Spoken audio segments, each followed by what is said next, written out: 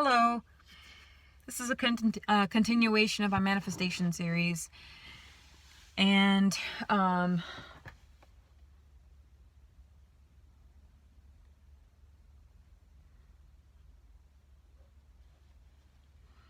um,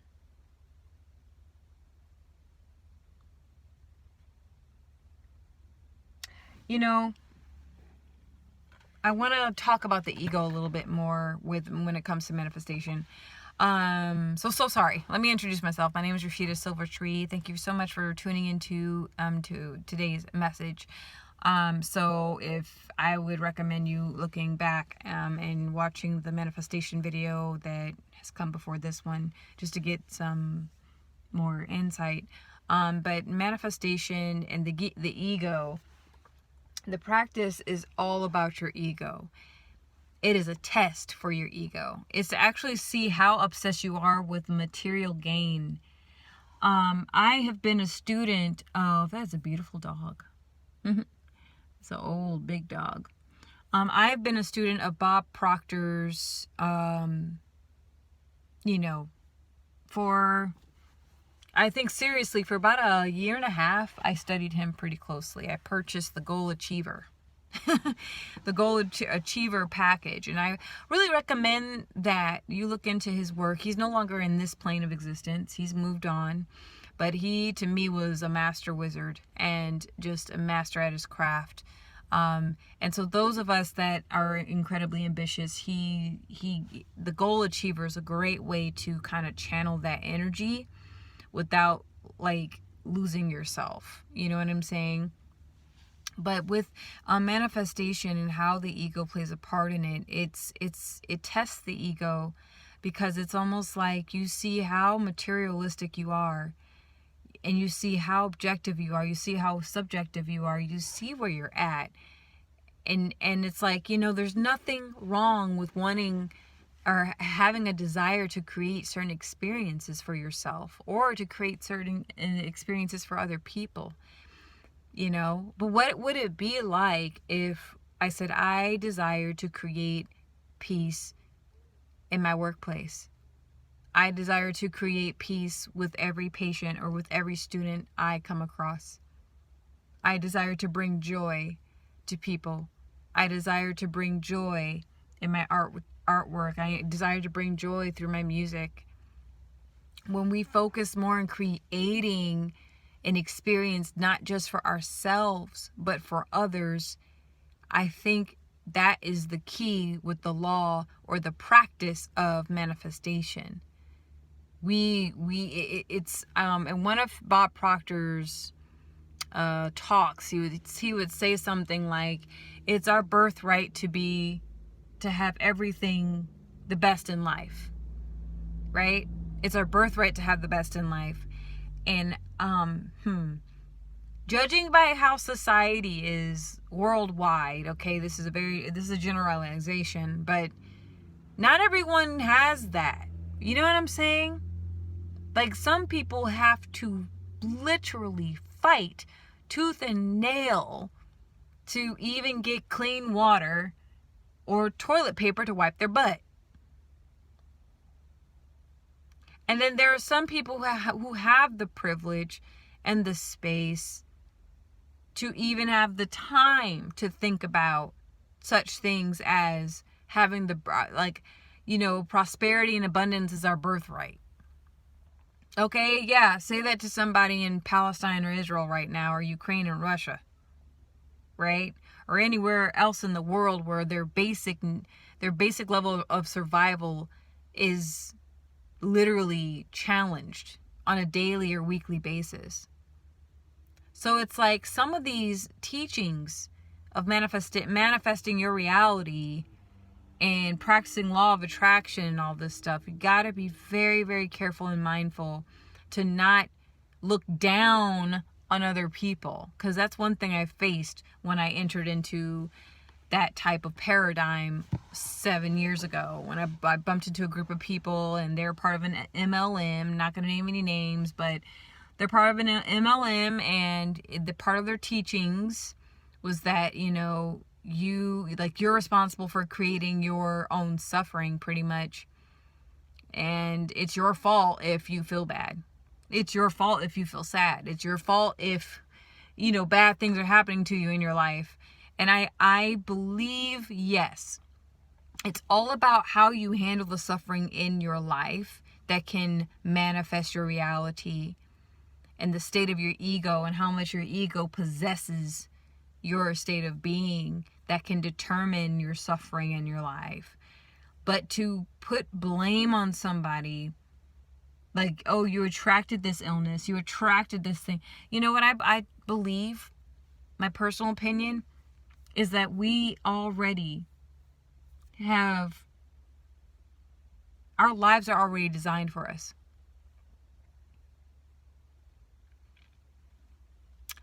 Simultaneously, we have free will.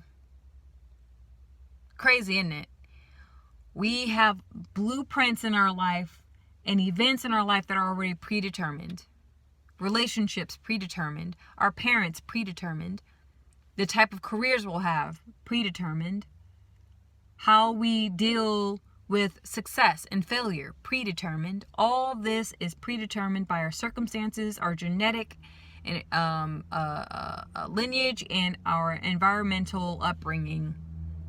A lot of it's already predetermined, but what makes it so magical and mystical and otherworldly and godly and universal is the power of choice and how we deal with the things that happen to us, the circumstances that happen to us. And so, pushing blame on people, oh, it's your fault you got cancer, haha. It's your fault that you lost all your fortune. It's your fault that you're in a poverty mindset. When people look down on other people for going through whatever they're going through, that's not right. And I think that needs to stop. I haven't seen too much of that in the digital world, in virtual reality too much, but I remember when people were like, you're responsible for the hell that you're going through, and it's kind of like, oh, okay. What do you say to somebody who's in the middle of a war that had nothing to do with hitting or like dropping bombs or causing a fight, or they don't even know how to shoot a gun, but their water's off, their electricity's off, their apartment's bombed up? Okay. You know what I'm saying? Like, things that are completely out of someone else's control. And the only thing that we can control is how we interact with the present reality that we're facing. And what type of stronghold the ego has on us. That is key, because ego can actually perpetuate a hell or a heaven. People tend to think that you can honestly destroy the ego, which is hilarious. You literally can lose your mind and make yourself go crazy and insane. You can blow out your energy centers, meaning your chakras, doing this, right? I've seen it. I don't see too much of it, but I usually, the people I've come across on my path in my life where they're like completely egoless, ooh, Lordy. Okay, talk about suffering, all right? So, because the ego is meant to be observed. It's meant to be integrated. It's meant to be watched. That's it. So I'm tying this back into how does ego fit in the manifesting, Manifesting is that we tend to ask from a place of want, desire, need, and thinking, because it comes from a space of lack. I don't have what I think I should have this moment, so I'm going to focus on getting it. And then you get it, then what? Has it increased your consciousness? Has it bettered your life, improved your life? Has it improved the lives of other people? Did you get the experience you wanted? Because I'm all about the tuning into the mysteriousness, the mystic part of life, the mystery of life, allowing life to happen and allowing life to show you things It's a beautiful, complex dance, life is. Yes, we're meant to design and we're meant to create, but then we're also meant to just be in flow. I was speaking to my mentor about this, the other day. He's more in flow than I am. He's in the later stages of life, but he's just kind of like, just be. And I'm very, very like, do, like, what's the plan? Where am I going next? I need to know. I need to have the answers. And he's just like, oh my God, like, calm down.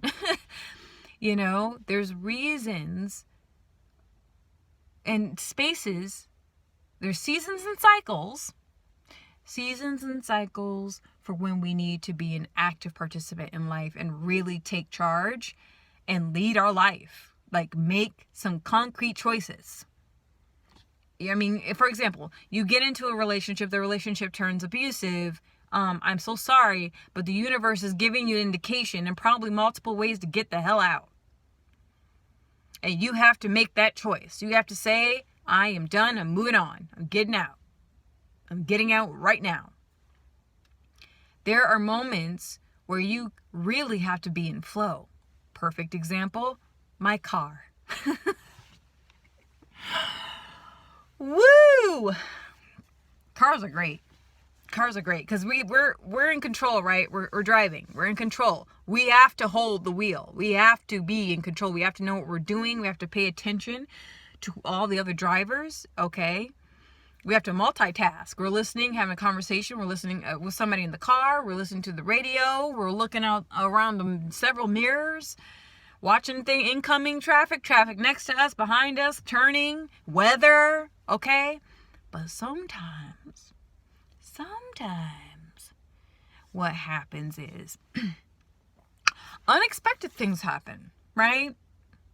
And you can be doing everything right, in control, but then the car doesn't turn on. The car don't turn on, okay? It's cold. It's November 2023. It's cold. Fall is here. Summer is long gone. Okay, it's just going to get colder and colder and more dead.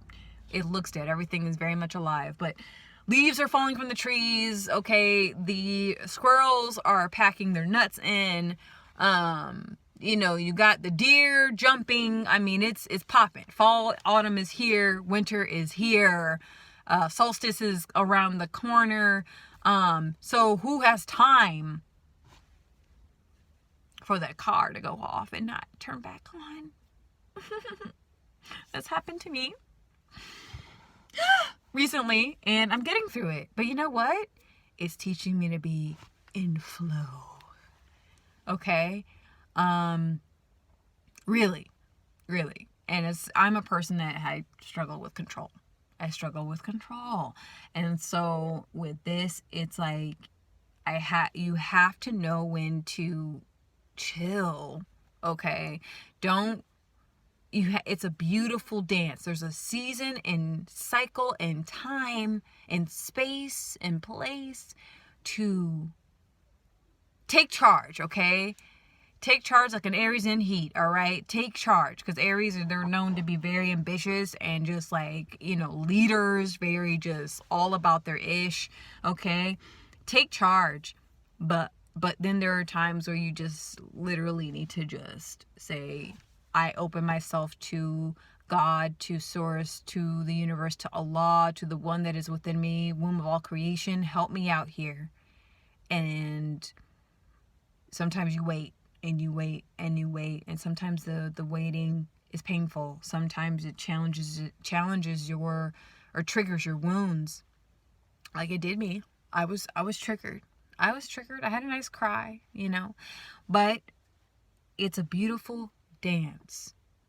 And the most important thing when it comes to manifesting certain outcomes or things you think you need, remember, there's a time to move. There's a time to stand still. There's a time to go to externalize, and there's a time to internalize. There's a time to create, and then there's a time to do absolutely nothing.